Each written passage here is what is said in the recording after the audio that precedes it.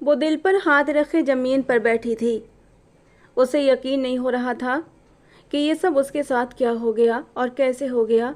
वो नहीं जानती थी। आंसू आंखों से बहते जा रहे थे। उसके दिल के टुकड़े टुकड़े करके वो शख्स आज उसे खाली हाथ कर गया था। शिद्दत जज्बात से वो खुलकर रो भी नहीं पा रही थी। आंसुओं ने उसका चेहरा भिगो दिया था। हिचकियां लेती वो उस जालिम इंसान के अल्फाजों की गूंज अपने चारों ओर सुन रही थी। तुम जैसी लड़की से मोहब्बत करूंगा मैं रणवीर सिंघानिया। औकात है तुम्हारी, इतनी औकात है कि तुम मेरी ज़िंदगी में शामिल भी हो सको। घुटनों के बल बैठा घुटनों के बल बैठा नफरत और वो तिरस्कार से बोला था। और वो शादी, वो सब इजहार, वो क्या था? अमीशा को अपनी आवाज़ बहुत दूर से आती हुई सुनाई दी। वो सब कुछ वही था जो तुमने मुझे दिया, लौटाया है वापस। और तुम्हें क्या लगा रणवीर सिंघानिया से तुम इजहार मोहब्बत करोगी तो वो पलट कर शिद्दत तलब का इजहार करेगा? नहीं अमीशा वर्मा, रणवीर जज्बात की शिद्दत के आगे इतना कमज़ोर नहीं। जिस दिन तुमने मेरे साथ मोहब्बत का ये खेल खेला था ना, मेरे दिल से उसी दिन तुम निकल गई थी। शादी तो तुम्हें तुम्हारी औकात याद दिलाने के लिए की। जाओ अब बताओ दुनिया वालों को कि रणवीर ने मेरे जज्बातों का कत्ल कर दिया। बल्कि एक काम करो, तड़पो, रो, सिसको और रणवीर सिंघानिया से भीख मांगो, मोहब्बत की भीख मांगो। मांगो ना, वैसे भी तुम्हारा काम मांगना ही तो है। भीख मांगो मोहब्बत की। शायद रणवीर सिंघानिया रहम खा ले तुम जैसी खूबसूरत लड़की पर और भीख में मोहब्बत की एक रात दान कर दे। अल्फाज की गूंज ने अमीशा के अंदर की दुनिया हिला कर रख दी। उसके जाने के बाद भी वो वहीं खाली दामन बैठी रह गई। उसे अपने पैरों पर खड़ा नहीं हुआ जा रहा था। आज मोहब्बत में वो बहुत बुरी तरह हार गई थी कि अमीशा के हाथ पछतावे के सिवा कुछ भी नहीं बचा था। आरोही, सीमा, अभी अगले 2 मिनट में तुम दोनों नाश्ते की टेबल पर नहीं मिली तो किसी एक को भी नाश्ता नहीं मिलेगा। शारदा देवी की खनखनाती आवाज़ पर वो दोनों बिस्तर से उठी थीं। आज तो गए काम से, आज नहीं छोड़ना हमें बुआ जी ने। दोनों जैसे तैसे तैयार होकर नीचे उतरी, लेकिन ये क्या, नाश्ता तो उठाया जा चुका था। मतलब आज फिर भूखा जाना पड़ेगा। सीमा ने दुहाई दी। बस अब आदत डालो और चलो, यूनिवर्सिटी के लिए देर हो रही है। आरोही ने उसे उठाया और अपने साथ गाड़ी की ओर बढ़ी, लेकिन गाड़ी तो थी ही नहीं। बेटा, गाड़ी तो बनवाने के लिए गई हुई है, 2 दिन के बाद आएगी। तुम आज बस स्टैंड से चली जाना। फूफा जी की आवाज़ पर दोनों मुंह बनाती घर से निकल गईं। किसी चीज़ की कमी नहीं है इस घर में सिवाय एहसास के। इतना बड़ा घर है हमारा, ये लोग उस पर कब्जा जमा कर बैठे हैं। इनके अंदर दिल नाम की चीज़ नहीं है। गुस्से में आते हुए सीमा ने अपने दिल की भड़ास निकाली, जबकि आरोही खामोशी से उसे साथ लिए बस में सवार हो गई। क्या बुआ और फूफा इतने जालिम होते हैं? वो यूं ही बैठे बैठे सवाल कर गई। ऐसे बात नहीं करते सीमा, प्लीज़। वे हमारे भले के लिए ही तो सोचते हैं। कैसा भला? हमारे ही घर में वो मालिकों की तरह रहते हैं और हमें नौकरों की तरह ट्रीट किया जाता है। खुद हमारी गाड़ियाँ इस्तेमाल करते हैं और हमें रोज यूँ बसों में धक्के खाने पड़ते हैं। यूनिवर्सिटी का स्टॉप आ गया था। दोनों बहनें नीचे उतरी। भगवान पर छोड़ दो सब, वो सब बेहतर करेगा। आरोही ने हमेशा सकारात्मक ही सोचा था। और ये लोग कुछ पैसे कैंटीन से कुछ खा लेना। सीमा मुंह फुलाए अपने डिपार्टमेंट की ओर जा रही थी कि आरोही ने उसे पीछे से बुलाते हुए कुछ पैसे पकड़ा दिए। और आप क्या खाएंगी? सीमा को उसकी चिंता हुई। मेरी चिंता मत करो मेरी जान, मेरे पास कुछ स्नैक्स पड़े हैं, मैं वही खा लूँगी। तुम जाओ अब। सीमा उसे जोर से गले लगाकर जा चुकी थी, जबकि आरोही की आंखों का एक कोना भीग गया था। Miss you mama dad. दिल ही दिल में वो अपने मन की बात स्वीकार कर गई। तभी पास से गुजरती 2 आंखों ने ये दृश्य बहुत गौर से देखा था। धूप जैसी सुनहरी रंगत वाली वो लड़की, जिसे देखते ही पहला नाम उसके दिल से सुनहरी निकला था। उसकी मासूमियत और चाहत भरी बातें उस शख्स के दिल को बहुत भा गई थीं। उसके नए नक्श उसे कहीं से भी आम लड़की नहीं बना रहे थे। एक ही पल में रणवीर सिंघानिया ने उसका बहुत ही बारीकी से जायजा ले लिया था और उसे अपने दिल के किसी चुपचाप कोने में बसा लिया था। नज़रों की तपिश महसूस करती आरोही इधर उधर देखने लगी। तभी रणवीर सिंघानिया ने अपना रुख फेर लिया और अपनी गाड़ी का दरवाज़ा खोलने लगा। आरोही सिर झटक कर अंदर की ओर बढ़ गई, जबकि रणवीर सिंघानिया को लगा कि जाते जाते वो उसका दिल भी अपने साथ ले गई हो। क्या हुआ, आज तुम चुप चुप क्यों हो? साक्षी ने आरोही को आज खामोश देखा तो पूछ बैठी। कुछ खास नहीं, वो एग्ज़ाम शुरू होने वाले हैं ना, तो बस इसीलिए। आरोही ने बात टाल दी। झूठ मत बोलो, तुम और एग्ज़ाम की टेंशन लो, मुमकिन ही नहीं। सच सच बताओ बात क्या है? साक्षी ने जोर दिया। फीस की समस्या है। कल बुआ और फूफा से बात हुई थी, उन्होंने साफ कह दिया कि उनके पास बिल्कुल भी पैसे नहीं हैं। पापा का बिजनेस घाटे में जा रहा है और बुआ के पास फूटी कौड़ी भी नहीं।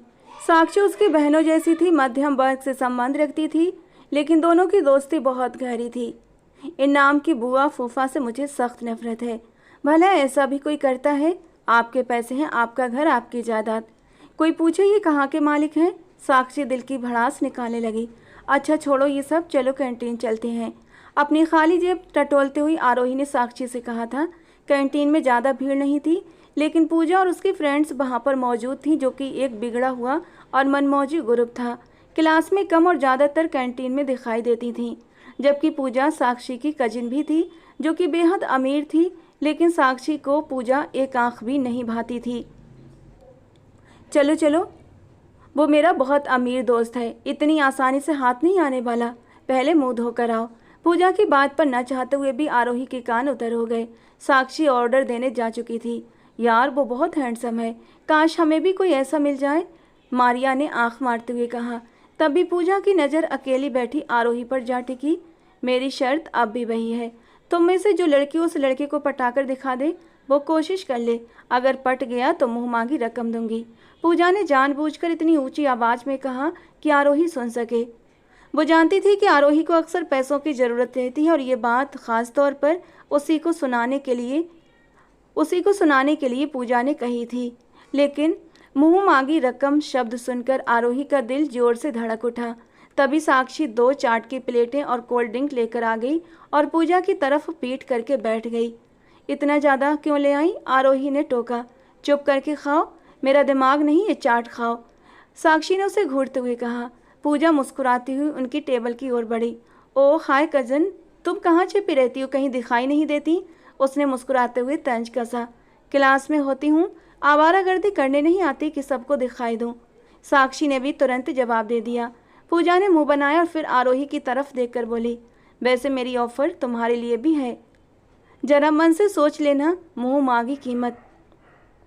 पूजा ने जाते जाते भी आखिरी अल्फाज आरोही के कानों में डाल दिए थे। ये कैसी ऑफ़र की बात कर रही थी? साक्षी की छठी इंद्री जाग गई। कुछ नहीं, तुम्हें तो पता है, हर वक्त उल्टा सीधा ही बोलती रहती है। आरोही ने माथे पर बल डालते हुए नापसंदगी जताई, लेकिन उसके दिमाग में पूजा की बात कहीं गहराई से बैठ चुकी थी। उसे पैसों की सख्त ज़रूरत थी। पूरे साल की फीस भरनी थी उसे, अपनी और सीमा की भी।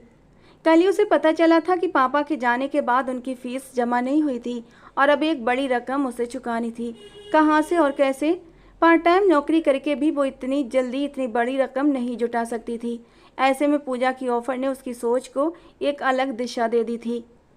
सारी रात वो उसी बारे में सोचती रही। बेचैनी में पूरी रात गुजर गई थी, लेकिन वो इस फैसले तक नहीं पहुंच पाई कि उसे ये ऑफ़र स्वीकार करनी चाहिए या नहीं। दीदी क्या सोच रही हैं? आज संयोग से वो दोनों जल्दी उठ गई थीं, इसीलिए समय पर नाश्ता भी मिल गया था। हालांकि नाश्ते में सिर्फ टोस्ट पर जैम और 1 कप चाय थी। सीमा ने मुंह बनाया, लेकिन आरोही ने उसे आंखों से चुप करा दिया कि बिना कुछ कहे नाश्ता कर लो। फिर भी आरोही के चेहरे की परेशानी सीमा से छिप न सकी। कुछ नहीं, जल्दी करो, देर हो रही है, बस छूट जाएगी। क्या मतलब? आज भी बस से? सीमा ने दुख से ऊंची आवाज़ में कहा। धीरे बोलो लड़की, कान के पर्दे फाड़ने हैं क्या? फूफा जी ने झुंझलाकर कहा। गाड़ी को ठीक होने में समय लगेगा। उन्होंने पराठे का बड़ा सा निवाला मुंह में ठूंसते हुए उन्हें गाड़ी के बारे में जता दिया था। आरोही ने बुरा सा मुंह बनाया। और जो 3-3 गाड़ियां खड़ी हैं उनका क्या? इतनी महंगी गाड़ियां और हमें? सीमा से रहा न गया तो उसने बोल दिया। हाय भगवान, लड़की की तो जबान गज भर की हो गई है, कैसे अपने फूफा को जवाब दे रही है। अरे अरे, भलाई का तो जमाना ही नहीं रहा। यहाँ खबर मिली कि भाई भाभी नहीं रहे तो सब कुछ छोड़ छाड़ कर दौड़े चले आए और बदले में उनकी औलाद ने ये सिला दिया। बुआ जी को तो रोने का बहाना मिल गया था। बुआ जी ऐसी बात नहीं है, सीमा तो बस, आरोही ने सफाई देनी चाहिए। अरे रहने भी दो, तुम बहन की तरफदारी करते करते तुमने ही इसे सिर चढ़ा रखा है। देख लेना, एक दिन यही तुम्हारे सिर पर मुसीबत बनकर गिरेगी, तब तुम्हें बुआ की बातें याद आएंगी। जी, आपकी बेटी की तरह समझ रखा है क्या? जो रातों रात अपने आशिक के साथ भाग गई थी। सीमा ने भी आज कोई रियायत नहीं की और उनका कड़वा सच उनके मुंह पर दे मारा। आरोही सीमा की बात सुनकर सिर पकड़कर उठी और सीमा को साथ लेकर बाहर निकल गई, जबकि पीछे से बुआ जी की ना रुकने वाली चीखों पुकार शुरू हो चुकी थी। उसे साथ लिए वो बस स्टैंड की ओर बढ़ी, लेकिन उसका गुस्सा अब भी कम नहीं हुआ था। क्या जरूरत थी बुआ जी के मुंह लगने की? उनकी आदत का पता नहीं है तुम्हें? आरोही उसे उसके डिपार्टमेंट की तरफ भेजते हुए धीमे स्वर में नाराजगी से बोली थी। दीदी, अब वो जुल्म की हद कर रहे हैं। सीमा ने विरोध किया। भगवान से बड़ा कोई नहीं जो जालिम के जुल्म को मिटा सके। अब जाओ, ध्यान से पढ़ाई करो। पहली बार सीमा ने आरोही को इस तरह गुस्से में देखा था, इसीलिए वो चुपचाप आगे बढ़ गई। आज भी आरोही को किसी की नज़रों की तपिश अपने ऊपर महसूस हुई थी। उसने चारों ओर देखा, लेकिन कोई नजर नहीं आया। सिर झटक कर वो अपने डिपार्टमेंट की ओर बढ़ गई, जबकि कार का शीशा नीचे करते हुए रणवीर सिंघानिया आज हल्के से मुस्कुरा उठा था। आज भी कैंटीन में पूजा के ग्रुप को देखकर आरोही अकेले ही वहां पर पहुंच गई। उनके पास वाली एक टेबल पर बैठते हुए उसका पूरा ध्यान पूजा की बातों पर ही था। पूजा को भी उसके इस तरह अकेले आने की वजह कुछ कुछ समझ आ गई थी। वो अपनी सहेलियों को थोड़ी देर के बाद लौटने का इशारा करके आरोही की टेबल के पास आई। क्या मैं यहाँ पर बैठ सकती हूँ? कहते हुए वो बिना जवाब का इंतजार किए हुए ही उसके सामने कुर्सी खिसकाकर बैठ चुकी थी। आरोही चुप रही। अपने भीतर चल रही लड़ाई लड़ना कितना मुश्किल था, ये सिर्फ वही जानती थी। वैसे आज तुम्हारी बॉडीगार्ड तुम्हारे साथ नहीं? बड़ी हैरानी हुई। पूजा ने बात शुरू की। उसकी आज क्लास थी, इसीलिए आरोही ने छोटा सा जवाब दिया। तो क्या ख्याल है मेरी ऑफ़र के बारे में? पूजा ने सीधे उसकी आंखों में देखते हुए पूछा। कैसी ऑफ़र? आरोही अनजान बन गई। इस पर पूजा जोर से हंस पड़ी। इतनी भी अनजान मत बनो, तुम राजी हो तभी यहाँ पर हो। वैसे अगर दिल माने तो अभी भी ऑफ़र मौजूद है, सिर्फ तुम्हारे लिए, वरना बाकियों के लिए ऑफ़र ख़त्म हो चुकी है। सोच लेना मुँह मांगी रकम। कहते हुए वो उठने लगी कि आरोही भी तुरंत उसके साथ खड़ी हो गई। पूजा, मुझे पैसों की सख्त ज़रूरत है। उसकी बात पर पूजा के कदम रुक गए। उसके चेहरे पर एक दिलकश मुस्कान सज गई। फिर तो तुम्हें मेरी ऑफ़र बिल्कुल नहीं ठुकरानी चाहिए। मुझे मंजूर है, लेकिन मेरी भी एक शर्त है। पैसे मुझे अगले 2 दिनों में ही चाहिए। आरोही ने दिल पर पत्थर रखकर आखिरकार ऑफ़र स्वीकार कर ली। डन, जितने कहोगी उसके डबल दूंगी, लेकिन याद रखना अगर शर्त हार गई तो सूद समेत वापस करने पड़ेंगे। पूजा ने अपना पत्ता फेंका। मंजूर है। आरोही के पास कोई दूसरा रास्ता नहीं था, इसीलिए उसे मानना ही पड़ा। वो फैसला कर चुकी थी, अब पीछे हटना नामुमकिन था। इसीलिए पूजा से पैसे लेकर उसने अपनी और सीमा की फीस समय पर जमा करवा दी और भगवान का धन्यवाद किया। लेकिन इस समय उसे अपनी ज़िंदगी दांव पर लगानी पड़ी थी। पूरे साल की फीस थी उसकी और सीमा की, और बुआ जी ने 1 सेमेस्टर की फ़ीस तक जमा नहीं करवाई थी। ये बात उसे सीमा से भी छिपानी पड़ी थी, वरना बड़ा झगड़ा हो जाता, और यही तो वो नहीं चाहती थी। इसीलिए उसने इतना बड़ा जोखिम उठाया था। 15 दिन के बाद एग्ज़ाम थे और एग्ज़ाम ख़त्म होने के बाद ही उसे वो शर्त पूरी करनी थी। एग्ज़ाम के दौरान भी वो तनाव में ही रही। वो ये सब सीमा और साक्षी से छिपाकर करना चाहती थी, और उसके लिए उसे किसी तरह उनसे दूर रहना था। लेकिन कैसे, उसे कुछ समझ नहीं आ रहा था। कल आखिरी पेपर था और वो कोई रास्ता तलाश रही थी। बहुत देर तक सोचने के बाद उसने पूजा का नंबर मिलाया था। हाँ रोही, बोलो। पूजा की खनकती आवाज़ तुरंत उसके कानों में पड़ी थी। पूजा, क्या पैसे लौटाने का कोई और रास्ता नहीं? मतलब मैं थोड़ा थोड़ा करके तुम्हारे सारा पैसा वापस कर दूंगी, बस थोड़ी सी मोहलत दे दो। आरोही के स्वर में विनती थी, जो पूजा को अजीब सा सुकून दे रही थी। पूजा को उसका आत्मविश्वास और स्वाभिमान हमेशा से चुभता था, और आज वही लड़की उसके सामने मजबूर थी।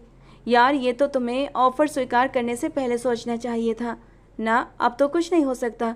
या तो तुम्हें इसी वक्त सारे पैसे वापस देने पड़ेंगे, या फिर कल से काम शुरू करना पड़ेगा। डील के पेपर से याद है ना? पूजा ने उसकी बची खुची हिम्मत भी तोड़ कर रख दी थी। ठीक है, मैं कल से काम शुरू कर दूंगी, लेकिन मुझे एक घर चाहिए, वो भी पूरे 1 महीने के लिए। आरोही ने नई डिमांड रखी। खुलकर बताओ, कहना क्या चाहती हो?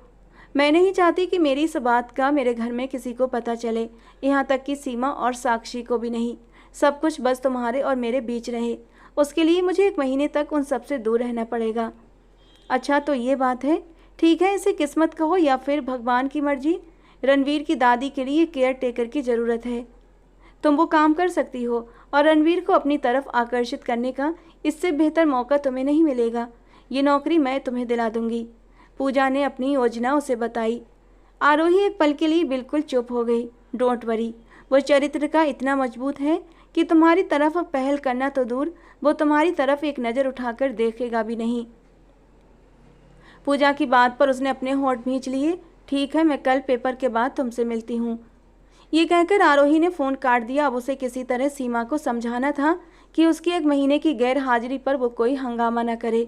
लेकिन जब सीमा को आरोही की नौकरी और दूसरे शहर जाने की बात पता चली तो वो आपे से बाहर हो गई। दीदी, आपको क्या हो गया है? मैं यहाँ नहीं रहूँगी। उन जालिम बुआ फूफा के साथ न ढंग से खाने को देते हैं न आज़ादी। आप चली जाएंगी तो मैं अकेली कैसे रहूँगी? वो भीगी आवाज़ में बोली। सीमा, सिर्फ 1 महीने की बात है।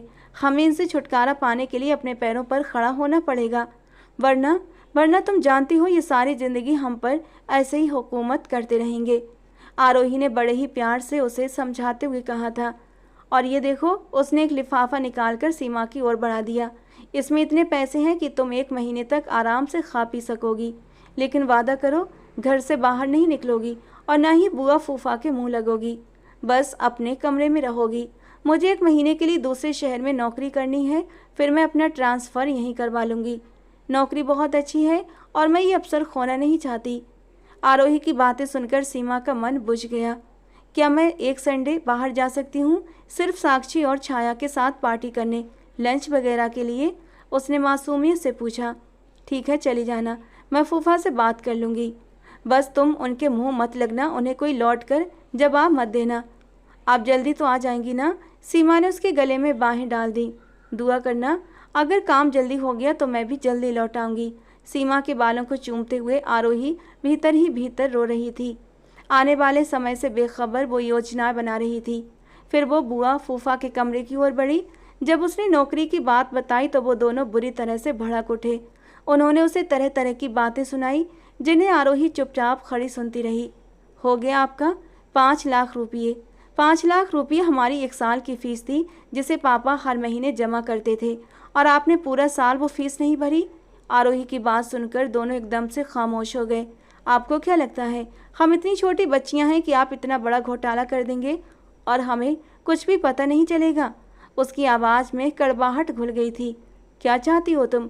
फूफा ने माथे का पसीना पोंछते हुए पूछा। 1 महीने की नौकरी है, उसके बाद इसे जारी रखना है या नहीं ये मैं सोचूंगी, लेकिन सीमा यहीं रहेगी। मैंने फ़ीस भरने के लिए जो कर्ज लिया है वो चुकाना है। अगर आप वो पैसा दे दें तो बात यहीं ख़त्म हो जाएगी।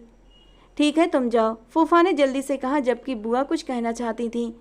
आरोही ने दोनों की ओर दुख भरी नज़रों से देखा और वापस जाने के लिए मुड़ गई। माँ बाप के जाने के बाद सारी पावर ऑफ अटर्नी फूफा ने अपने नाम करा ली थी। उस समय माता पिता की मौत का सदमा इतना बड़ा था कि दोनों बहनें खुद को संभाल भी नहीं पा रही थीं। बुआ और फूफा ने भी हमदर्दी का दिखावा करते हुए बहाने से सब कुछ अपने नाम करवा लिया था, और उसके बाद ही उन्होंने अपना असली रंग दिखाना शुरू कर दिया था, जो कि बेहद घिनौना था। उन्नीदी से आंखें खोलते हुए आरोही ने घड़ी की सुइयों की टिक टिक सुनी। उसके एग्ज़ाम ख़त्म हो चुके थे, आज उसका आखिरी पेपर था और अब उसे वो काम करना था जो वो बिल्कुल भी करना नहीं चाहती थी। उसका ज़मीर उसे इसकी इजाज़त नहीं दे रहा था, लेकिन उसने एक ठंडी आह भरी। उसे सबको ये कहकर जाना था कि वो दूसरे शहर नौकरी करने जा रही है। वो यहाँ रहकर किसी लड़के से जुड़ा ये सब नहीं कर सकती थी। उसका दामन हमेशा से पाक साफ रहा था और अब वो खुद 2 आंसू टूटकर उसके गालों पर आकर गिरे थे। उसकी नज़र पास ही गहरी नींद में सोई हुई सीमा पर जा ठहरी। अपनी नटखट शरारती छोटी बहन को देखकर उसके दिल में बेशुमार प्यार उमड़ आया। जब माँ बाप सिर पर ना हो तभी समझ आता है कि दुनिया कितनी जालिम है, जीने तक की कीमत वसूल करती है। सीमा के माथे पर प्यार भरा चुम्बन देकर वो खड़ी हुई। वो हमेशा पूरे मन और श्रद्धा से प्रार्थना करती थी, यहाँ तक कि उसे अपने आसपास की दुनिया का भी होश नहीं रहता था। वो पूरे दिल से भगवान की भक्ति में डूब जाया करती थी।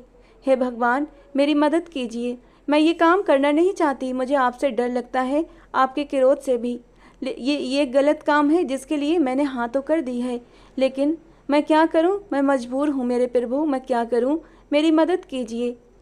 वो भगवान से प्रार्थना करते हुए चुपचाप रोती चली जा रही थी कि तभी सीमा ने करवट बदली थी और आधी खुली आंखों से आरोही की ओर देखा था। उसकी आंखों से बहते आंसू देखकर सीमा बेचैन हो गई। वो तुरंत बिस्तर छोड़कर उसके पास आ बैठी और उसके गले में बाहें डालती। उसके यूं अचानक पास आ जाने से आरोही एकदम से चौंक गई थी। उसने हाथ चेहरे पर फेरते हुए मुस्कुराकर सीमा को देखा।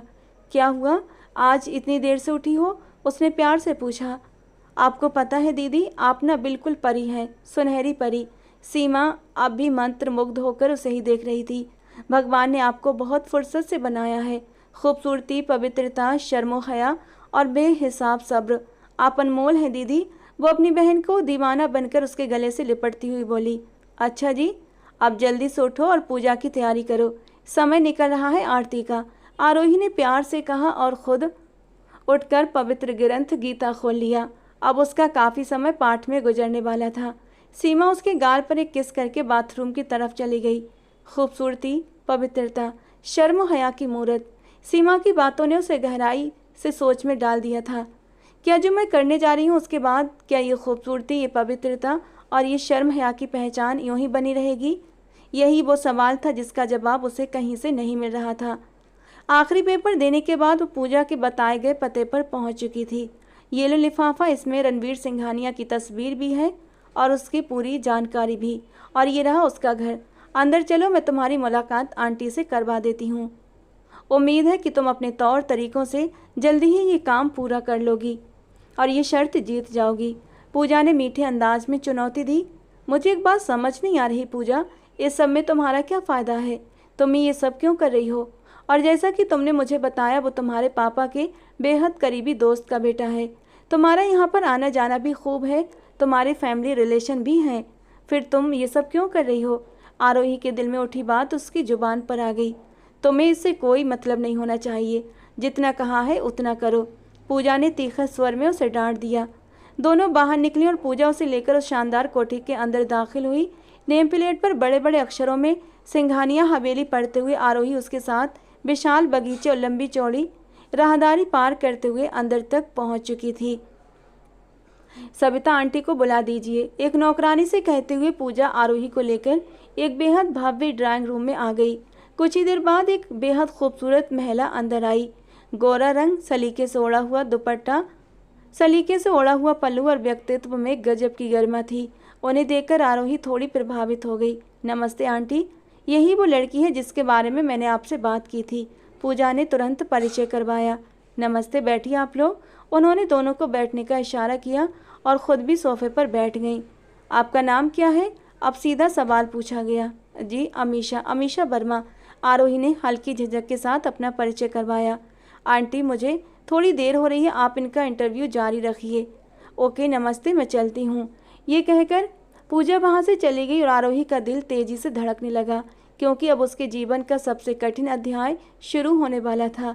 पूजा ने आंखों ही आंखों में आरोही को इशारा किया और वहाँ से निकल गई। मैं यहाँ की हेड केयर टेकर हूँ और किसे रखना है किसे निकालना है ये मैं तय करती हूँ। पूरे घर के कर्मचारियों का प्रबंधन मैं ही संभालती हूँ।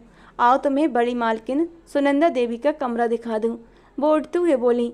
आरोही भी तुरंत खड़ी हो गई। जिसे वो अब तक इस घर की मालकिन समझ रही थी, वो तो हेड केयर टेकर निकली। एक बड़े से आंगन और लंबी राहदारी को पार करते हुए वो एक विशाल कमरे के सामने जाकर रुकी थी। उन्होंने धीरे से दरवाज़ा खोला। अंदर झांक कर देखा तो सुनंदा देवी आराम से सो रही थीं। अभी तो ये सो रही हैं, इनके उठने, खाने पीने और दवाइयों के सारे समय तुम्हें शालू बता देगी। दरवाज़ा बंद करके वो उसे आगे ले गई। 2 कमरे छोड़कर एक कमरे में पहुंची और बोली, तुम अपना सारा सामान यहाँ रख सकती हो, लेकिन ज़्यादातर समय तुम्हें सुनंदा देवी के साथ ही रहना होगा। जब वो सो जाया करेंगी तभी तुम यहाँ पर आ सकती हो। उन्होंने हर शब्द ठहर ठहर कर कहा। आरोही ने सहमति में सिर हिला दिया। तभी शालू वहाँ पर आ पहुँची। इन्हें सारी जानकारी दे दो और हर काम अच्छे तरीके से समझा दो, किसी भी तरह की लापरवाही नहीं होनी चाहिए, सख्त लहजे में कहकर वो वहाँ से चली गईं। मुझे 5,000 रुपये दे दो वरना। विक्की अपनी माँ को परेशान कर रहा था। वो समय सिंघानिया हाउस में ही आ गया था और आरोही को वहाँ रहते हुए लगभग 1 हफ्ता हो चुका था। घर के सभी लोग उसके साथ बहुत अच्छा व्यवहार करते थे, उसे स्नेह और सम्मान देते थे और सबसे बढ़कर सुनंदा देवी उसे बेहद अच्छी लगी थी। वो संतुष्ट थी, लेकिन जिस मकसद से वहाँ पर आई थी वो अभी भी अधूरा था। उसने तो वो लिफाफा खोल कर भी नहीं देखा था और ना ही वो व्यक्ति अब तक हवेली में दिखाई दिया था। वो रसोई में सुनंदा देवी के लिए सूप बनाने आई थी कि उसने देखा घर की नौकरानी रानी के पास एक आदमी खड़ा पैसों की मांग कर रहा था। अचानक उसकी नज़र आरोही पर पड़ी। आरोही ने तुरंत अपना दुपट्टा अपने आसपास ठीक किया था और चेहरा दूसरी ओर तुरंत घुमा लिया। ये कौन है? वो आदमी पैसों की बात भूलकर अब आरोही को सिर से पांव तक बड़ी ही गहरी पैनी नज़रों से घूर रहा था। नई केयरटेकर है और तुम्हें इसे क्या मतलब? जाओ यहाँ से, कल आकर पैसे ले जाना। रानी ने उसे टालने की कोशिश की। वो अपनी जुबान होठों पर फेरता हुआ आरोही के बेहद करीब से गुजरा और जैसे उसकी खुशबू महसूस करने की कोशिश करता हुआ दरवाजे की ओर बढ़ा, लेकिन रसोई के दरवाजे पर ही उसकी नज़र सविता जी पर पड़ गई, जो सख्त तेवरों के साथ उसे देख रही थी। वो तुरंत सिर झुकाकर वहाँ से निकल गया। रानी, बेहतर होगा कि अपने बेटे से घर के बाहर मिला करो, उसे घर के अंदर आने की अनुमति नहीं है, उन्होंने गुस्से में कहा। ये सुनकर रानी का दिल धक से रह गया। पहले तो आपने ऐसा कभी नहीं कहा, वो धीरे से बुदबुदाई। पहले कभी ऐसी नौबत भी नहीं आई थी। रानी की बात पर सविता जी ने अपने गुस्से को नियंत्रित करते हुए कहा और वहां से चली गई। रानी चुप रह गई, जबकि आरोही को उनकी बात सुनकर एक अजीब सा सुकून महसूस हुआ। रात का न जाने कौन सा पहर था जब अचानक आरोही को महसूस हुआ कि उसके दरवाजे के पास कोई है। उसने ध्यान से सुना, लेकिन बाहर कोई दिखाई नहीं दिया। वो दोबारा सोने की कोशिश करने लगी कि तभी उसकी खिड़की के पास किसी की छेड़छाड़ की आवाज़ आई। वो घबराकर उठ बैठी, डरते हुए खिड़की की तरफ देखने की कोशिश की, लेकिन उसे सिर्फ दस्तक और एक धुंधला सा साया नजर आया। अब उसका डर और भी बढ़ गया। वो तुरंत कमरे का दरवाज़ा खोलकर बाहर निकली और घबराहट में दौड़ते हुए किसी मजबूत चट्टान जैसे सीने से जाकर टकराई थी। तेज सांसें भरते हुए वो जैसे बिजली का झटका खाकर पीछे हटी। कॉरिडोर की हल्की रोशनी में सामने खड़े व्यक्ति को देखकर वो हैरानी और घबराहट से एक कदम पीछे चली गई। उस व्यक्ति की गहरी काली आंखों में देखते ही उसके भीतर एक अनजाना सा भय उतर आया। कौन हो तुम? उधर रणवीर सिंघानिया कई दिनों के बाद हवेली लौटा था। अपनी दादी सुनंदा देवी से मिलने के बाद वो उनके साथ काफ़ी समय बिताकर रात को अपने कमरे में सोने गया था। उसे लेटे हुए अभी थोड़ी ही देर हुई थी कि बाहर से किसी के कूदने की आवाज़ उसके कानों में पड़ी थी। वो बाहर देखने आया कि अचानक सामने से आती लड़की उसके सीने से बुरी तरह टकराई थी। नरम मुलायम स्पर्श को महसूस करते ही रणवीर सिंघानिया के पूरे शरीर में जैसे एक पल में ही करंट दौड़ गया था, लेकिन आधे अंधेरे में वो उसे पहचान नहीं पाया। आरोही बुरी तरह घबराई हुई पीछे हटती जा रही थी। रणवीर ने आगे बढ़कर उसकी कलाई पकड़ने की कोशिश की, तभी वो भागने के अंदाज में वापस मुड़ी, लेकिन सामने वाले की आवाज़ पर रुक गई। कौन हो तुम और यहाँ क्या कर रही हो? रणवीर ने अपने स्वभाव के अनुसार सख्ती से पूछा। आरोही एक पल में ही घबरा गई और बिना उसकी बात का जवाब दिए भागने लगी। रुक जाओ! रणवीर की सख्त आवाज़ पर उसके होश उड़ रहे थे। एक मुसीबत से निकलते निकलते वो दूसरी मुसीबत में फंस गई थी। वो चरित्र का बहुत मजबूत है, तुम्हें देखेगा भी नहीं। पूजा की आवाज़ तुरंत उसके कानों में गूंजी तो आरोही को थोड़ा सा हौसला मिला और वो पीछे मुड़ी। मुझे जाना है, प्लीज़, अभी अभी जाना है, वो विनती भरे लहजे में बोल रही थी। रणवीर उसकी तरफ बढ़ा। उसकी आवाज़ सुनकर वो चौंक गया था। तुम यहाँ क्या करने आई हो? वो उसके करीब पहुँचते हुए उसके चेहरे के एक एक नक्श को गौर से देख रहा था। वो मेरे कमरे में? आरोही को समझ नहीं आ रहा था कैसे बताए। क्या वो यकीन करेगा? बोलो। वो थोड़ा सख्त हुआ तो आरोही की पलकें झुक गई। मेरे कमरे में अचानक लाइट चली गई तो अंधेरा हो गया, मुझे डर लग गया तो, आरोही ने धीरे से कहा, जबकि असली बात छिपा गई। तुम यहाँ इस घर में कैसे पहुँची? रणवीर की सख्त आवाज़ पर आरोही की अपनी जान निकलती हुई महसूस हुई। पीछे हटते हुए वो अचानक तीर की तरह तेजी से वहाँ से भाग निकली और रणवीर उसकी इतनी फुर्ती देखकर हैरान रह गया था। वो जो इतने दिनों से उसका दीदार नहीं कर सका था, वो लगातार उससे यूनिवर्सिटी में भी ढूंढ रहा था, लेकिन वो यूनिवर्सिटी में भी उसे दिखाई नहीं दे रही थी। न जाने वो अचानक एकदम से कहाँ गायब हो गई थी, अपने घर से भी और यूनिवर्सिटी से भी। वो उसके बारे में दिन रात सोचते हुए उसकी जानकारी निकलवा रहा था। उसे नहीं पता था कि वो उसे अपने ही घर में मिलेगी। अब जबकि वो यहाँ थी तो उसने सुबह उसके बारे में सब कुछ पता लगाने का इरादा कर लिया। वहीं दूसरी तरफ आरोही अपने कमरे में आई तो डरते डरते उसने पूरा कमरा छान मारा, लेकिन कमरे में कोई नहीं था। आगे बढ़कर उसने खिड़की को जांचा, फिर पूरे कमरे को दोबारा अच्छी तरह देखा, दरवाज़ा अंदर से बंद किया और बिस्तर पर बैठ गई। अब वो रणवीर सिंघानिया के बारे में सोचने लगी। वो आदमी सच में बहुत खूबसूरत था, लेकिन वो क्या सोचता होगा मेरे इस व्यवहार के बारे में। आरोही का दिल जोर से धड़क उठा था। आरोही, ये सब सोचने का समय नहीं है। यही वो लड़का है जिसे तुमने अपने प्यार के जाल में फंसाना है और अपनी ओर आकर्षित करना है। उसके भीतर से आवाज़ आई जबकि उसकी आंखें नम हो गईं। मैं कितनी गिर गई हूँ पैसों की खातिर कि अपने आत्मसम्मान तक को दांव पर लगाने लगी हूँ। हे भगवान, मुझे माफ़ कर देना, मैं इतनी मजबूर क्यों हो गई। उसने कसकर आंखें बंद कर लीं। सुबह के समय वो पूजा पाठ करने के बाद बगीचे में चली आई थी। उसे इन पौधों के साथ रहना अच्छा लगता था, लेकिन वो शर्त को लेकर परेशान भी थी जो पूजा ने उसके सामने रखी थी। ये सभी लोग बहुत अच्छे थे और उसके साथ कुछ भी गलत करने की सोच कर ही उनके साथ कुछ भी गलत करने का सोच कर ही आरोही डर जाती थी। ऊपर से रणवीर सिंघानिया का गुस्सा और उसकी वो काली चमकती आंखें, उन दो आंखों से ही वो वैसे भी खौफ खाए हुए थी। क्या मकसद लेकर आई हुई इस हवेली में? पीछे से आती आवाज़ सुनकर वो बुरी तरह चौंकी और पीछे मुड़ी। सामने शालू माथे पर बल डाले उसे घूर रही थी। क्या मतलब? कैसा मकसद? आरोही एक पल को घबरा गई, लेकिन अगले ही पल पूरे आत्मविश्वास से जवाब देकर उसने शालू को और नाराज कर दिया। अच्छा, तो फिर ये क्या है? उसके सामने लिफाफा करते हुए शालू ने जैसे उसकी सांसें रोक दी। इसका मतलब था कि आज वो पकड़ी गई थी, अब उसको सब कुछ पता चल जाएगा। ये तुम्हें कहाँ से मिला? आरोही ने अपने सूखते होठों पर जुबान फेरी थी। तुम्हारे कमरे से, और कहाँ से? शालू तीखे स्वर में बोली। तुम मेरी जासूसी कर रही थी? मेरे कमरे में क्या करने गई थी? आरोही ने उसके हाथ से लिफाफा झटके से छीन लिया। मेरी आदत नहीं है, लेकिन संयोग से ये मेरे हाथ लग गया। मैं तो मोबाइल का चार्जर ढूंढ रही थी। अब सच सच बताओ, तुम यहाँ क्यों आई हो? किस मकसद से आई हो? शालू के सवाल पर आरोही ने होठ भींच लिए। तुम कौन होती हो मुझसे ये सवाल जवाब करने वाली? उसके माथे पर बल पड़ गए। ठीक है, मैं नहीं पूछती। अब रणवीर भैया खुद तुमसे सच उगलवा लेंगे कि तुमने उनकी तस्वीर और उनके बारे में सारी जानकारी क्यों इकट्ठी कर रखी है। शालू की धमकी पर आरोही का दिल जोरों से धड़क उठा। क्योंकि मैं उनसे प्यार करती हूँ। शालू गुस्से में मुड़ चुकी थी कि आरोही के शब्द उसके कानों से टकराए। वो तुरंत वापस पलटी। क्या कहा? फिर से कहो। हाँ, यही सच है। मुझे वो पसंद है, लेकिन मैं उनके जैसी अमीर नहीं हूँ, इसलिए चाहकर भी अपने प्यार का इजहार नहीं कर पाई। आरोही के मुंह में जो आ रहा था वो बोलती जा रही थी। उसे बस किसी भी तरह खुद को बचाना था। वो शालू को इस मामले से दूर रखना चाहती थी, लेकिन उसे नहीं पता था कि वो अपनी ही बातों में बुरी तरह फंसने वाली थी। तुम झूठ बोल रही हो। शालू को उसकी बात पर यकीन नहीं हुआ। शालू, यही सच है। यकीन करना या न करना तुम्हारी मर्जी है, लेकिन यहाँ आकर मैंने देख लिया है कि हमारे और उनके स्तर में ज़मीन आसमान का फ़र्क है। इसीलिए मैंने जल्दी ही यहाँ से जाने का फ़ैसला कर लिया है। उसकी आवाज़ बोलते बोलते भर्रा गई।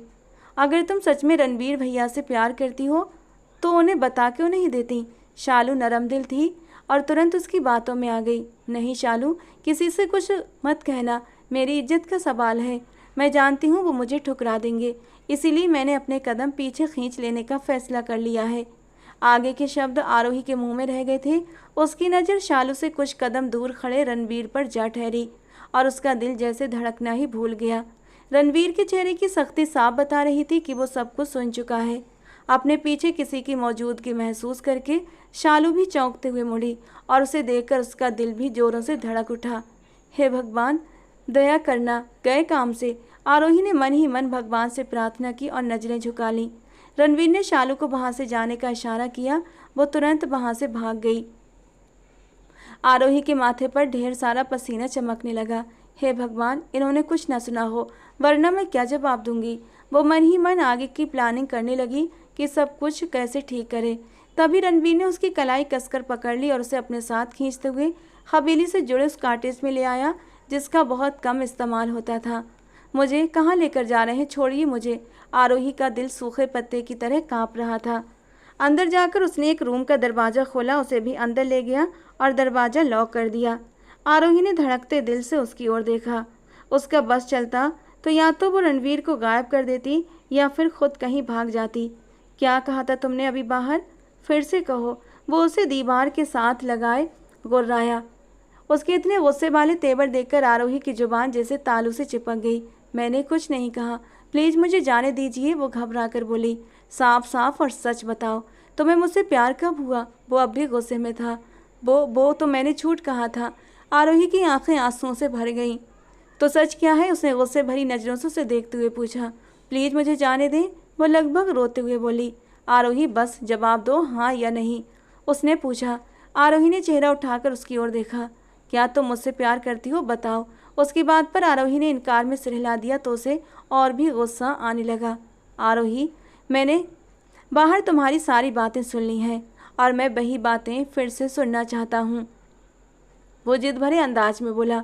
उसका ये रूप देखकर आरोही और भी घबरा गई। वो उसके करीब आया तो आरोही ने दोनों हाथों से उसे पीछे हटाने की कोशिश की, लेकिन वो अपनी जगह से 1 इंच भी नहीं हिला। वो भला इतनी ताकतवर बॉडी वाले इंसान को कैसे हिला सकती थी? प्लीज़ दूर हटिए, वो रुआसी आवाज़ में बोली।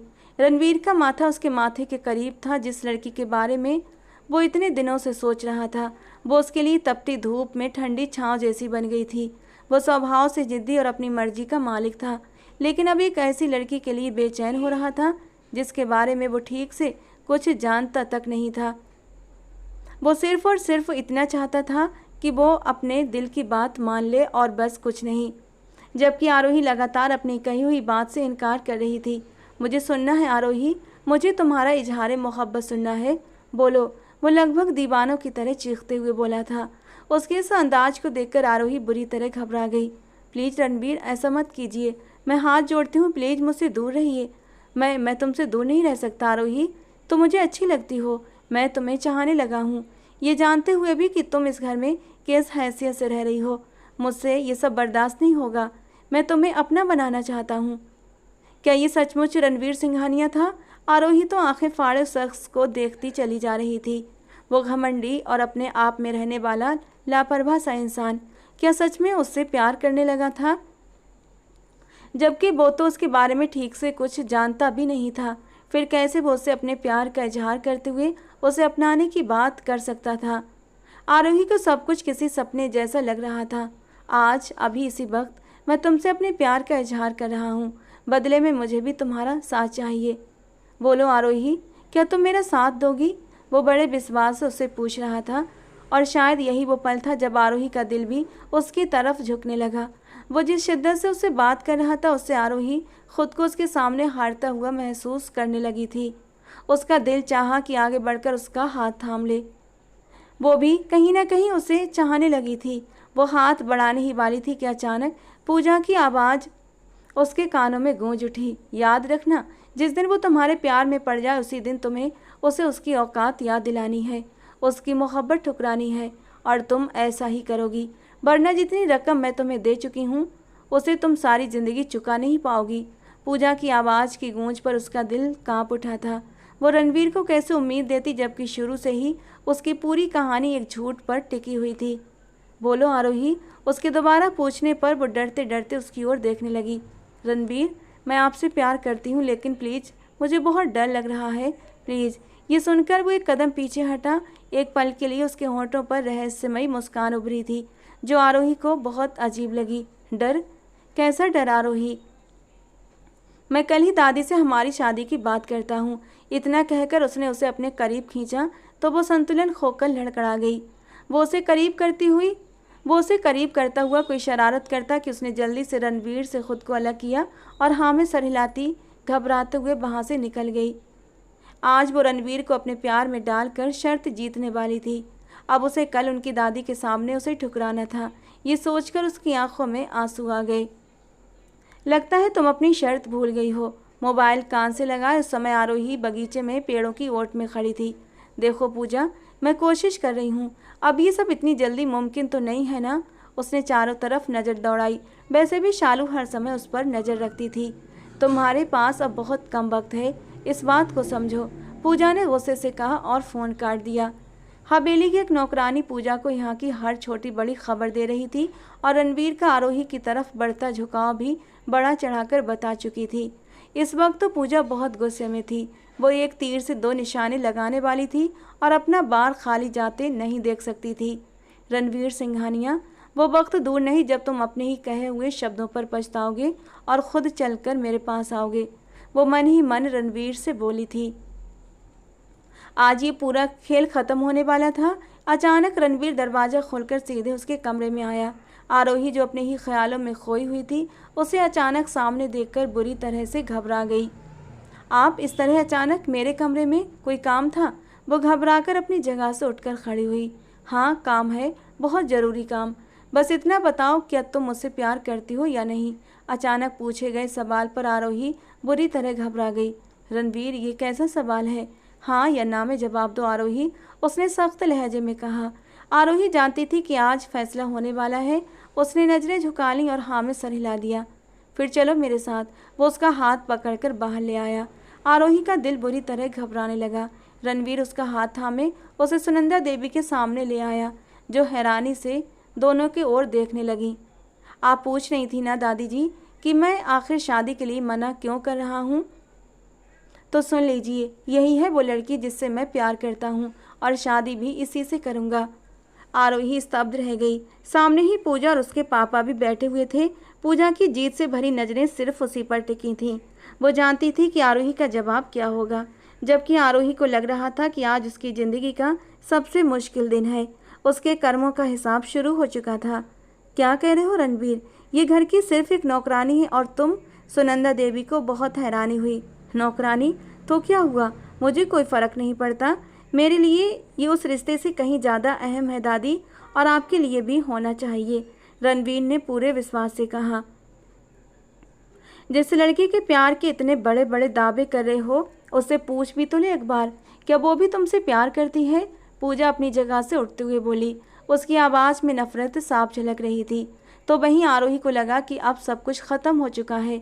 उसे ऐसा महसूस हुआ जैसे उसके आसपास की हवा कम पड़ रही हो। बोलो, जवाब दो, क्या तुम रणवीर से प्यार करती हो? पूजा उठकर उसके पास आ गई। उसकी आवाज़ में एक अजीब सी खनक थी जिसे रणवीर चाहकर भी नज़रअंदाज नहीं कर पाया। आरोही उलझन में पड़ चुकी थी। पूजा उसके साथ कौन सा खेल खेल रही थी, वो समझ नहीं पा रही थी। एक तरफ उसने रणवीर को प्यार के जाल में फंसाकर छोड़ देने को कहा था, और अब वहीं दूसरी तरफ खुद उसके सामने आकर खड़ी हो गई थी। वो नहीं समझ पा रही थी कि आखिर पूजा चाहती क्या थी। तुम्हारी इस खामोशी का क्या मतलब समझे हम? पूजा की आवाज़ सुनकर आरोही अपने ख्यालों से बाहर आई। उसने एक नज़र अपने पास खड़े रणवीर पर डाली, जिसकी पकड़ अभी भी उसकी कलाई पर थी। उसने धीरे से अपनी कलाई छुड़ा ली। रणवीर को कुछ भी सही नहीं लगा। नहीं। उसके एक शब्द के जवाब पर जहां पूजा के चेहरे पर मुस्कान फैल गई, वहीं रणवीर ने उसे अविश्वास से देखा था। वो झूठ बोल रही थी। रणवीर ने उसकी आंखों में अपने लिए प्यार देखा था, भरोसा देखा था, लेकिन धोखा कभी नहीं देखा था। और अब वो उसे यूँ धोखा देगी, ये उसने कभी सोचा भी नहीं था। मैं इनसे प्यार नहीं करती, इन्हें कोई गलत फहमी हुई है। आरोही ने दिल पर पत्थर रखकर ये बात कही थी, और ये सुनते ही पूजा की खुशी का कोई ठिकाना नहीं रहा। देखा आपने, अब मुझसे दूर जाने के सारे बहाने ख़त्म हो गए मिस्टर रणवीर सिंघानिया। अब आपको मुझसे ही शादी करनी होगी। पूजा की बात पर रणवीर ने गुस्से में अपनी मुट्ठियां भींच लीं। उसकी गर्दन की नसें तन गई थीं। रणवीर, वादे के मुताबिक अब आपको पूजा से शादी करनी होगी, सुनंदा देवी ने सख्त लहजे में कहा। आरोही उनकी बातें समझ नहीं पा रही थी। रणवीर गुस्से से उसकी ओर मुड़ा। तुमने जो, वो कुछ कहने ही वाला था कि पूजा बीच में आ गई। जाओ यहाँ से, उसने तुरंत बात काट दी। आरोही सहमकर पीछे हटी। पूजा के कहते ही वो वहाँ से निकलने लगी। जाते जाते उसने एक बार रणवीर को देखा, जो जमीन को घूरे जा रहा था, और फिर अगले ही पल वो वहाँ से गायब हो गई। रणवीर, क्या हो गया है तुम्हें बेटा?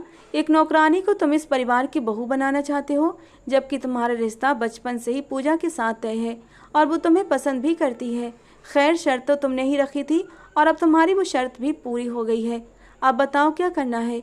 सुनंदा देवी ने उसके कंधे पर हाथ रखते हुए पूछा। वहीं राकेश जी ने अपने होंठ भींच लिए। अगर वो रणवीर को न जानते होते तो बात और थी। वो समझ सकते थे इस वक्त वो किस दर्द और बेचैनी से गुजर रहा था।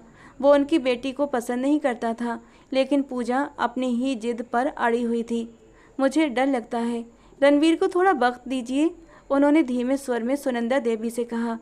पर कितना वक्त डैड? वो अपनी ही लगाई हुई शर्त हार चुका है। सुनंदा देवी की जगह पूजा ने तुरंत जवाब दिया। अब इन्हें मुझसे शादी करनी ही होगी, पूजा ने तल्खी से बात काटते हुए कहा। रणवीर ने उस पर एक सख्त नज़र डाली और वहाँ से चला गया। देखा देखा आपने दादी जी, पूजा आंखों में आंसू लिए उनकी ओर बढ़ी। कोई बात नहीं बेटा, अब बस सब ठीक हो जाएगा, तुम्हारी शादी रणवीर से ही होगी। उधर आरोही ने अपना बैग तैयार कर लिया था, अब उसे यहाँ से वापस जाना था।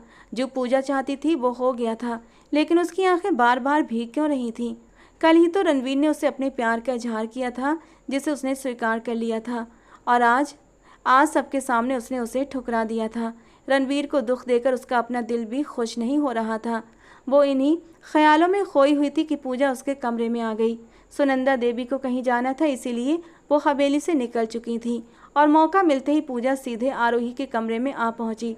गुड जॉब, ये लो तुम्हारी शर्त की बाकी रकम, अब तुम्हें यहाँ रहने की कोई ज़रूरत नहीं है, तुम जा सकती हो, पूजा ने नफरत भरे लहजे में कहा।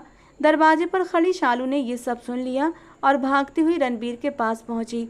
उसने उसे सारी बातें बता दी।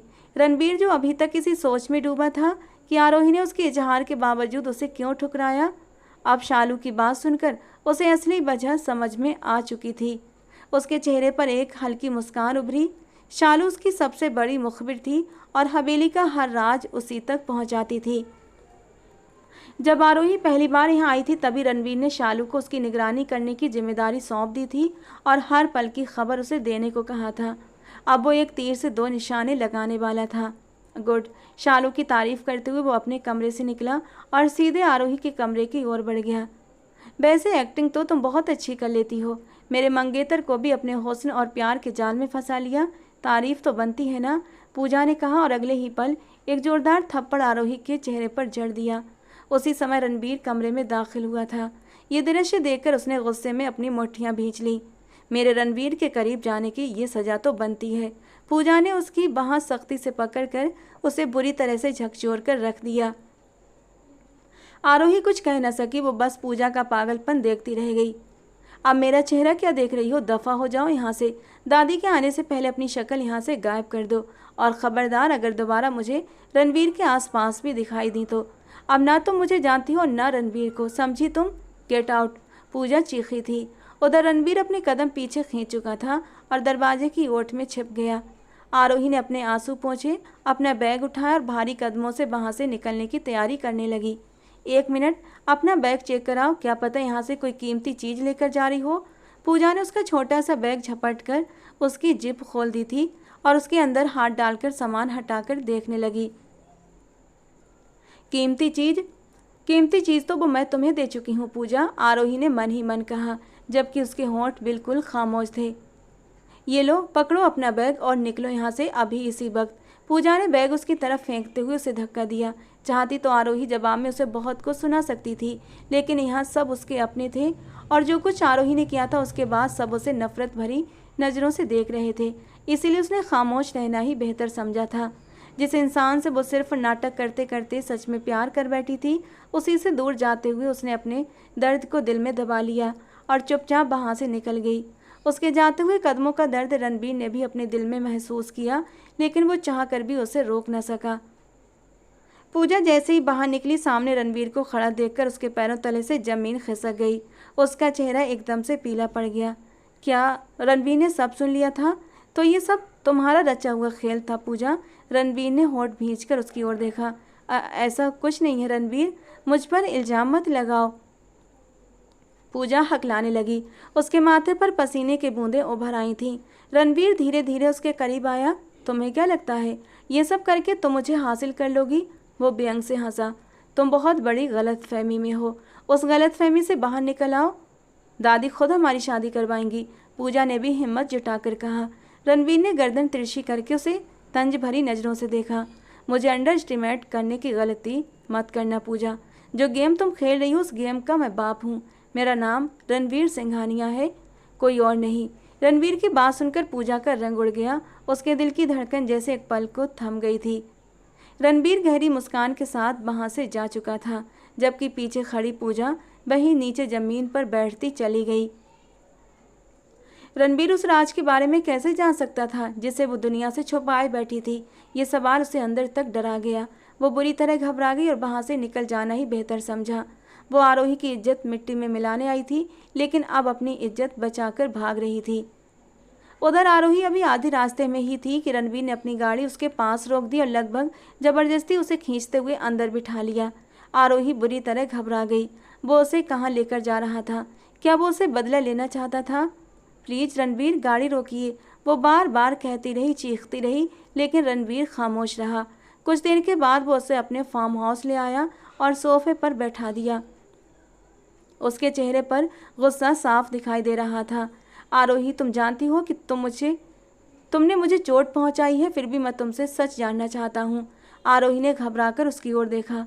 आप जानते हैं कि मैंने आपको धोखा दिया? फिर भी उसकी आवाज़ कांप रही थी। रणबीर ने गहरी नज़रों से उसे देखा और कहा, कुछ भी हो, पहले पूरी सच्चाई जानूंगा, फिर फैसला करूंगा। तुम्हें मुझसे शादी करनी होगी क्योंकि मैंने तुम्हारी आंखों में अपने लिए प्यार देखा है, और आज या तो तुम्हारे दिल की बात सामने आएगी या फिर सब कुछ ख़त्म हो जाएगा। रणबीर ने दृढ़ स्वर में कहा, प्लीज़ प्लीज़ आप ऐसा कुछ मत कीजिए, आप जैसा कहेंगे मैं वैसा ही करूँगी। आरोही रोते हुए बोली। रणबीर के चेहरे पर हल्की सी मुस्कान उभर आई थी। वो अपने दोस्त को पहले ही फ़ोन कर चुका था। कुछ ही देर के बाद आरुष अपने दो दोस्तों और पंडित जी के साथ वहाँ पहुँच गया। बहुत जल्दी पहुँच गए। रणबीर ने आते ही तंज कसा। इतनी रात को पंडित जी का इंतजाम करना कोई आसान काम नहीं था, और ऊपर से ही शादी का जोड़ा भी। पकड़ो अब इसे। आरुष ने उसे घूरते हुए पैकेट थमाया। फिक्र मत कर, कल को तेरी शादी होगी तो। रणबीर ने मुस्कुराकर कहा, अरे नहीं नहीं, मैं ऐसी शादी से दूर ही रहूँगा। मैं तो अपने घर वालों की मौजूदगी और उनकी रजामंदी से शादी करूँगा। फिलहाल तेरी शादी है, इसे एंजॉय करते हैं। आरुष ने हंसते हुए उसे गले लगा लिया। उधर आरोही रणवीर के दिए हुई लाल शादी के जोड़े में सजी हुई बैठी थी। उसकी इच्छा पर हल्का सा मेकअप भी कर दिया गया था। रणवीर ने जोड़े के साथ और भी बहुत कुछ भेजा था, लेकिन उसने उसे छुआ तक नहीं था। क्या शादी ऐसे होती है? उसने खुद से सवाल किया। क्या ये सब सही हो रहा है? उसके दिल में बार बार एक अजीब सी बेचैनी उठ रही थी, जैसे कुछ ठीक नहीं है। लेकिन क्या मेरे हाथ में है ही क्या? अगर मैं शादी से इनकार कर दूं तो? और फिर रणवीर मुझे दिल से चाहते हैं, मुझे इतनी इज्जत देते हैं, जबकि मैंने उनके साथ इतना बुरा किया। इसके बावजूद उन्होंने इसे अपनी आन या अपने अहंकार का सवाल नहीं बनाया और मुझे अपनाने जा रहे हैं। ये सोचकर आरोही की आंखें नम हो गईं। बहुत अच्छे हैं आप रणवीर, आपका दिल सचमुच बहुत बड़ा है। कुछ ही देर में उनकी शादी संपन्न हो गई थी। उसे उस समय अपनी बहन सीमा की बहुत ज़्यादा याद आई थी। पता नहीं इस समय वो क्या कर रही होगी, किस हाल में होगी, और जब उसे मेरी शादी के बारे में पता चलेगा तो वो क्या करेगी। कुछ देर के बाद एक नौकरानी खाना लेकर कमरे में आई थी। वो काफ़ी देर से उस कमरे में थी, लेकिन रणवीर अभी तक इंतजार करते करते वो बेड के हेडबोर्ड से टिककर सो गई। रात के आखिरी पहर अचानक उसकी आंख खुली। घड़ी में समय देखकर वो उठ बैठी। अपना लहंगा संभालते उसने कमरे का दरवाज़ा खोला और बाहर निकल आई। चारों तरफ सन्नाटा और अंधेरा पसरा हुआ था। लगता है सब जा चुके हैं, लेकिन रणबीर कहाँ है? वो मन ही मन सोचती हुई आगे बढ़ी और बड़े से हॉल में पहुंच गई। तभी अचानक सारी लाइटें जल उठीं। सामने ही रणबीर पूरे रौब से पैंट की जेबों में हाथ डाले खड़ा था। क्या हुआ? जाग गई? उसके रहस्यमय अंदाज पर आरोही एक पल को सहम गई। आपने कहा था कि शादी के बाद मुझे घर छोड़ देंगे। रणबीर ने एक सिगरेट निकाली। मैं कौन हूँ आरोही? उसका सवाल बिल्कुल अप्रत्याशित था। आप अब मेरे पति हैं, आरोही ने धीरे से कहा। और तुम? उसने तुरंत बात पकड़ ली। आरोही जैसे ठिठक गई। उसका दिल फिर से तेजी से धड़कने लगा। बोलो आरोही, तुम किसकी हो? वो उसके करीब आकर गहरी नज़रों से पूछ रहा था, मानो उसकी परीक्षा ले रहा हो। आरोही, सिर्फ आपकी है, शुरू से सिर्फ रणबीर की। मैं आपकी ज़िंदगी में आई तो प्यार का झूठा नाटक करने आई थी, लेकिन मुझे नहीं पता था कि मैं आपसे सचमुच प्यार करने लगूंगी। आज आप मेरे पति हैं, हम एक पवित्र रिश्ते में जुड़ चुके हैं, और अब मैं खुलकर कह सकती हूँ कि आप ही पहले और आखिरी इंसान हैं जिसने मेरे दिल पर दस्तक दी है और उस पर राज किया है। अब आप ही मेरी पूरी दुनिया है, क्योंकि आई लव यू। वो रणबीर के खूबसूरत चेहरे को ताकते हुए किसी जादू के असर में अपने दिल की बात बोलती चली गई, और आरोही का ये इजहार रणबीर के दिल तक उतर गया। उसके भीतर जो तूफान और गुस्सा भड़क रहा था वो पल भर को शांत पड़ गया, लेकिन अगले ही क्षण उसके भीतर का आहत अभिमान फिर से जाग उठा। उसने कठोर शब्दों में कुछ ऐसा कहा जिसने आरोही के प्यार और उम्मीदों को चकनाचूर कर दिया और फिर वहां से चला गया। जबकि आरोही वहीं जमीन पर बैठती चली गई। उसे ऐसा लग रहा था जैसे उसके शब्दों के तीर उसके दिल में धंस गए हों। वो अपने सीने पर हाथ रखे फर्श पर बैठती रही। उसे यकीन ही नहीं हो रहा था कि उसके साथ ये सब हो चुका है। कैसे? वो नहीं जानती थी कि उसके साथ क्या हो रहा था। आंसू थे कि लगातार बहते जा रहे थे। उसके दिल के 1000 टुकड़े करके वो इंसान आज उसे पूरी तरह खाली कर गया था। भावनाओं की तीव्रता इतनी थी कि वो खुलकर रो भी नहीं पा रही थी।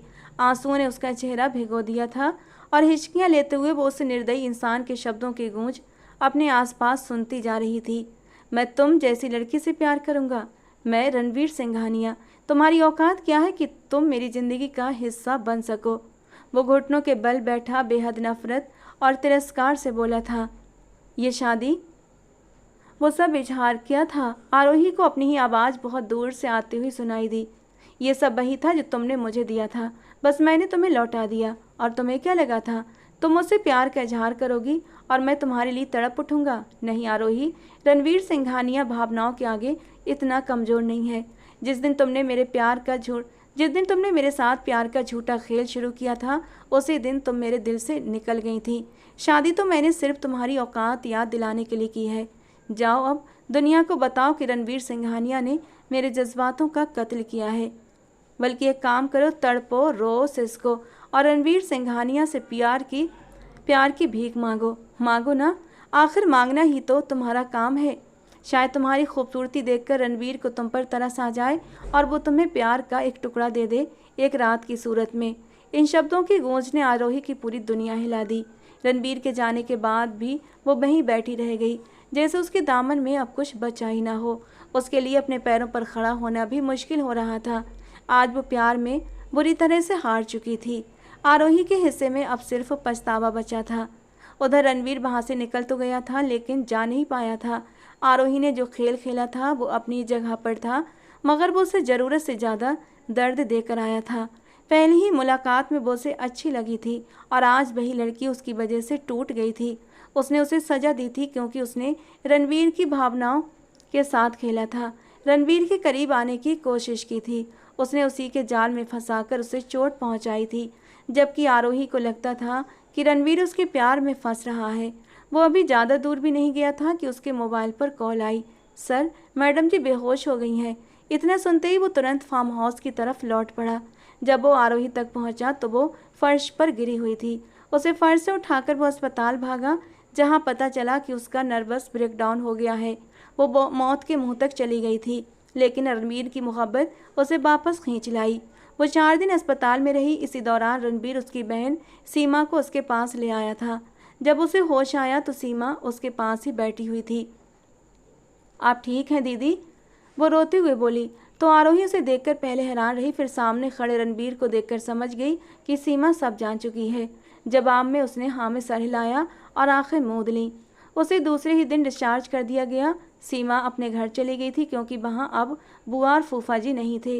रणबीर ने उन्हें उनका घर वापस दिला दिया था, लेकिन आरोही को वो सिंघानिया पैलेस लेकर जा रहा था। हम कहाँ जा रहे हैं? आरोही के सवाल पर रणबीर ने उसे गहरी नज़र से देखा। जब गाड़ी सिंघानिया पैलेस पर रुकी तो वो डर गई, लेकिन रणबीर उसे लेकर सुनंदा देवी के पास गया तो वो उससे बहुत प्यार से मिली थी। पूजा की सारी सच्चाई जान लेने के बाद और अपने पोते की मोहब्बत को देखते हुए उन्होंने बहुत ही खुशी और दिल से आरोही को अपना लिया था। आरोही को अपने घर की बहू स्वीकार कर लिया था। आरोही को कमरे में लाते ही वो उसे खींचकर अपने सीने से लगा गया। आई एम सॉरी, मैंने तुम्हारा दिल दुखाया। मुझे बहुत गुस्सा था, लेकिन यह भी सच है कि मैं तुमसे बहुत मोहब्बत करता हूँ। वो उसकी बात सुने बिना ही जल्दी से उसके होंठों पर झुक गया और अपनी और उसकी बरसों की तड़प को मिटाने लगा। आरोही की सांस रुक गई। आप नहीं जानते, मैं पूजा से ब्लैकमेल सब जानता हूँ। बस सब भूल जाओ अब। वो चैप्टर क्लोज हो गया है। अब सिर्फ मोहब्बत होगी और मैं और तुम। वो मोहब्बत का इजहार करते हुए फिर उसके करीब आता उसे अपनी बाहों की गिरफ्त में ले गया। एक छोटी सी शर्त ने आरोही को कहाँ से कहाँ पर पहुँचा दिया था। सिर्फ पैसों की खातिर वो ये सब करती चली गई, लेकिन रणबीर की सच्ची मोहब्बत ने उसे थाम लिया और वो दोनों वक्त पर संभल गए। और रही बात उनकी बुआ और फूफा की, उनका क्या? रणबीर सिंघानिया के होते किसी की क्या मजाल कि वो आरोही को तंग करे, क्योंकि वो खुद ही काफ़ी था उसे तंग करने के लिए। दोस्तों, आज की कहानी कैसी लगी कमेंट बॉक्स में ज़रूर बताना। पसंद आई हो तो प्लीज़ लाइक करना। ऐसी और कहानियों के लिए हमारे चैनल को सब्सक्राइब करें। मिलते हैं दोस्तों अगली किसी नई और रोमांटिक सी कहानी के साथ।